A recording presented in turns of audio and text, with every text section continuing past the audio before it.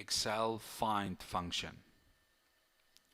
The Excel find function returns the position as a number of one text string inside another. When the text is not found, find returns a #value error. Return value, a number representing the location of find text.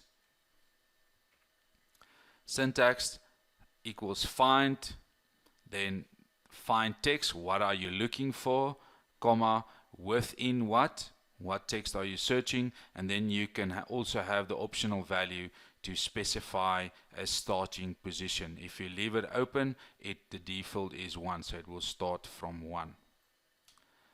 So here we have a simple example.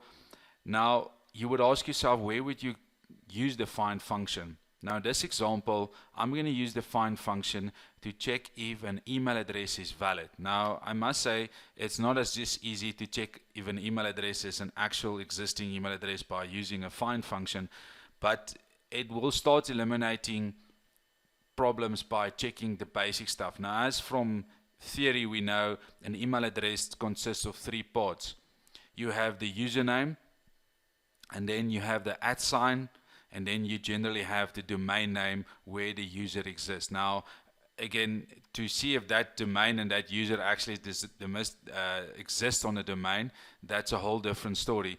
But in Excel, we can use the find function just to check that I've got that 3 parts. So if I've got a part before the @ and I've got a part, the domain after the @ and I've actually got the @, so then it should be an invalid email address, or I can try to send a mail and see if it works or not. So in this example, we're going to look for we're going to find the @. If we find the @, we will treat it as a valid email address. So you can use the find function then later on with an if function, where you can then determine if it's a valid email address or not. So let's just use the find function just to show you what you can do with it. So we'll start at equals find text.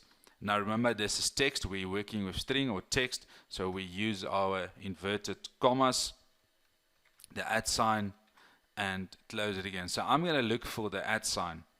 Find text, comma, within text. Where am I looking for it? Here in the email address. So the email address column, and in this case it's C2, my cell C2, and then starting number. Remember, we said if we leave it blank, it will start from the first one. So I'm just leaving it, press enter, and you can see at position 8, it found the @. If we apply autofill, you will notice we get numbers. So understand that if we get a number, that means the @ has been found. If we get a value, #value, that means it has not been found. If we look at the email address, you see there's an # instead of an @, and there's a dot instead of the @, and there we actually have the @ being typed out instead of the @. So all 3 of them then are indicating, for us in this example, it's not a valid email address. So if you combine your find function with an if, you can then convert these answers into a yes or no, valid or not.